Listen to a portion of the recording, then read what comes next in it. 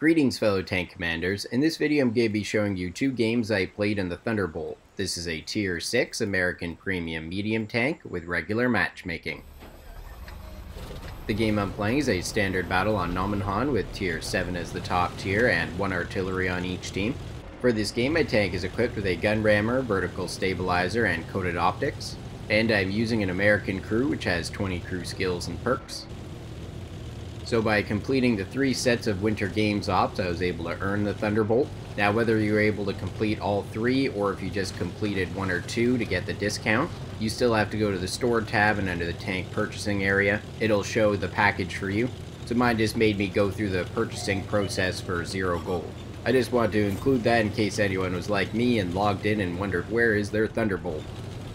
I'm taking up one of my usual medium tank positions here.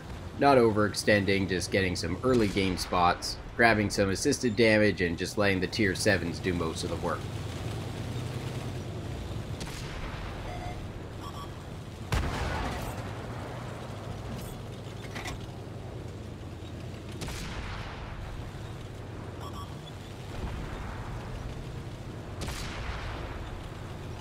A huge hit by my artillery teammate to one-shot that E25. I got full assisted damage for that shot, and that's a great way to start off the game. The Thunderbolt's got some good armor for a tier 6 Sherman, but it's important to remember that no matter what with this style of tank, you still have to try and dodge shots. In some cases the armor can bounce quite a bit for you, but there are still plenty of tanks that can cut through you, especially when players switch to premium rounds. So still play it as a regular Sherman, rolling forwards and backwards and using your gun depression to work the ridge lines. And just know that you can get away with bouncing a few more shots than the regular E8 or Fury.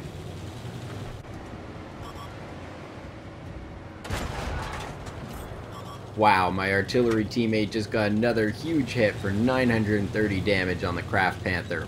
Once again, I grabbed full assisted damage for it. I love working this area of the map when your teammates do a good job covering you. You can just rack up so much assisted damage from this area.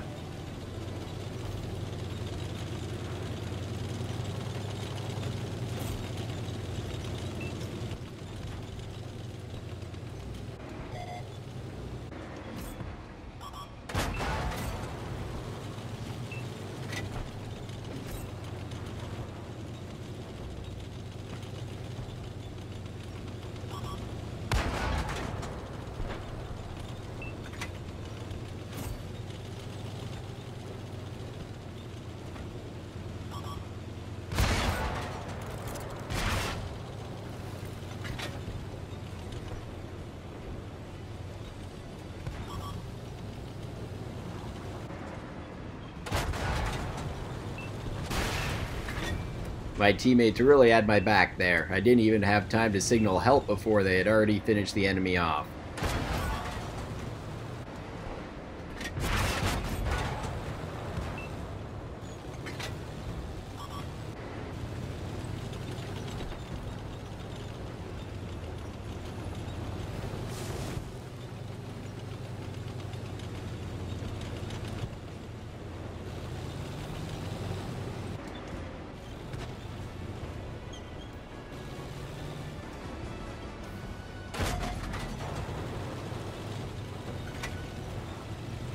I was being extra cautious here before moving forward. My team's getting some great momentum, but I took too much early game damage, and I don't want to miss out on the easy end game cleanup shots, so I was slow to advance here.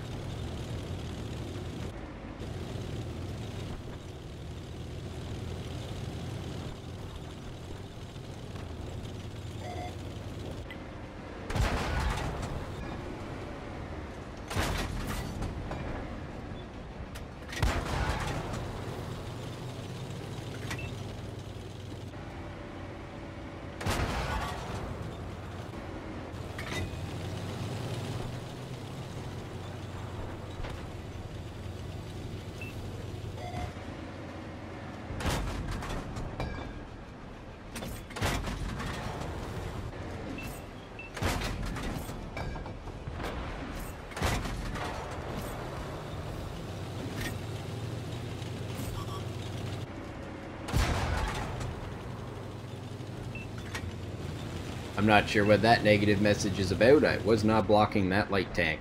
He still had room to get by, and he blocked my shot.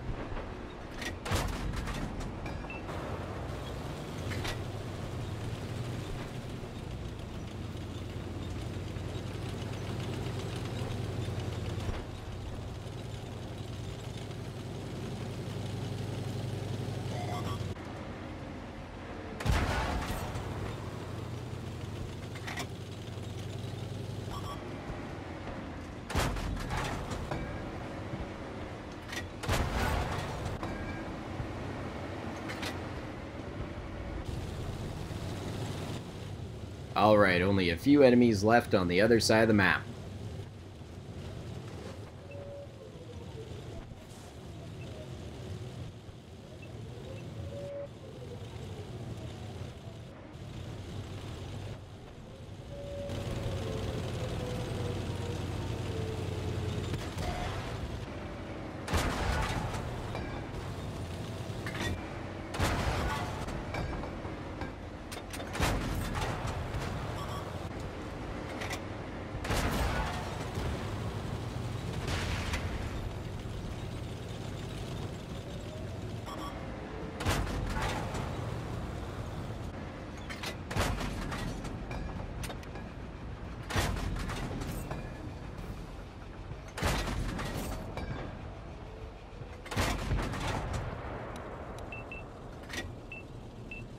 Now let's check the post-game stats and see how I did. For this game I earned 57,000 silver and 3,159 experience, without any multipliers.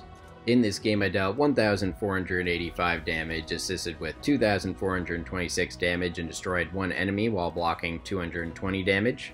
This earned me a Mastery Badge Ace Tanker and Confederate Medal. I placed at the top of my team, earning a base XP of 1,620. I managed to hit 22 of my 34 shots and penetrate 14 of those. In terms of crew and module damage, I only damaged the radio and the Su-14-1.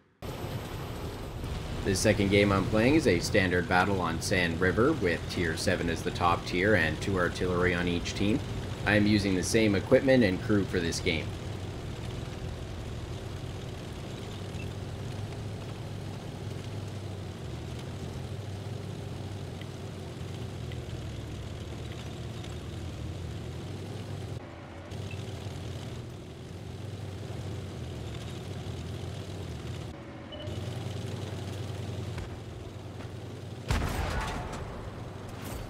A nice early game sniping opportunity here. I've got a light tank moving forward, taking up the spotting role, so I can switch over and be the overwatcher this time. The Thunderbolt's got a little bit better gun performance than the Fury. It has 0.38 accuracy instead of 0.4, and an aim time of 2.1 seconds instead of 2.3. This is in exchange for about 2 rounds per minute. I don't really notice that lesser damage per minute since the gun still shoots quite fast. It feels very similar using this though. I do really notice the change in the mobility though. The Thunderbolt loses some of its horsepower and top speed for that extra armor. It's not anything terrible, but I do notice when I try to play it a little more active, it doesn't swarm as well. I really like using the Tier 6 Sherman tanks, so I'm running a full performance loadout right from the start with this, and I'll see if I can generate anything on the damage standing. I don't really mind spending the extra silver to have some fun with these tanks. But if you're looking to earn some silver, you don't need the premium consumables. But do keep an eye when you're firing premium rounds, because with such a high rate of fire, you can burn through a lot of silver very quickly.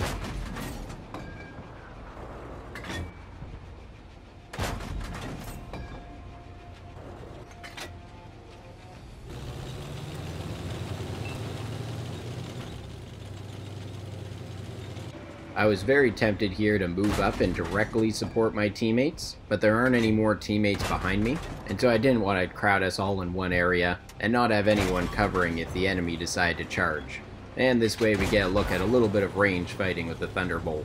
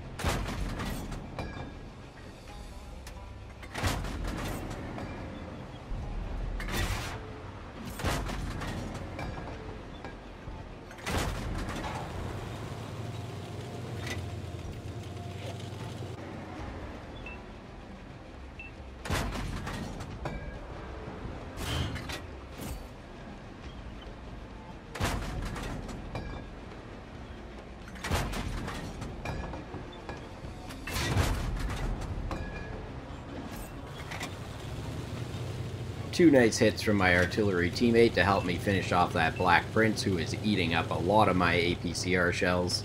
And that's actually the same Arty player using the Lorraine as the previous game, once again giving me a good amount of assisted damage.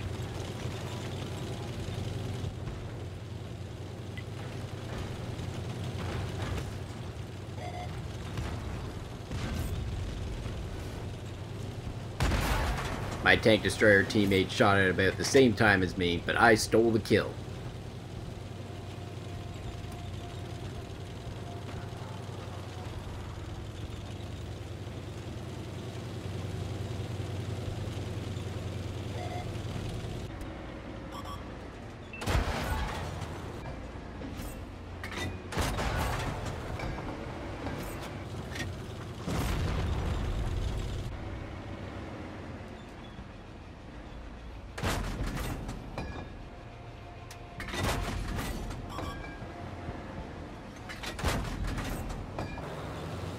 I wasn't able to reach the SC-152 in time for any more damage, but it was a solid game there. Now let's check the post-game stats and see how I did. For this game I earned 23,000 silver and 3,524 experience without any multipliers. In this game I dealt 2,558 damage, assisted with 907 damage, and destroyed 2 enemies while blocking 300 damage. This earned me High Caliber, Mastery Badge Ace Tanker, and a Confederate Medal. I placed at the top of my team, earning a base XP of 1,807. I managed to hit 32 of my 42 shots and penetrate 22 of those. In terms of crew and module damage, I damaged the engine, ammunition, fuel tank, and radio in the Thunderbolt I lit on fire. Injured the radio operator and driver in the Black Prince. Damaged the ammunition in the T-71DA. And destroyed the fuel tank and damaged the turret in the KV-1. Well, that's all for this video. I hope you enjoyed seeing those 2 games with the Thunderbolt. For bottom tier and mid tier games, the Thunderbolt plays quite well as a support tank, spotting enemies, going on flanks, or just filling in different spots. If you're used to the Sherman game style, you'll feel right at home. Stay tuned for more awesome World of Tanks videos.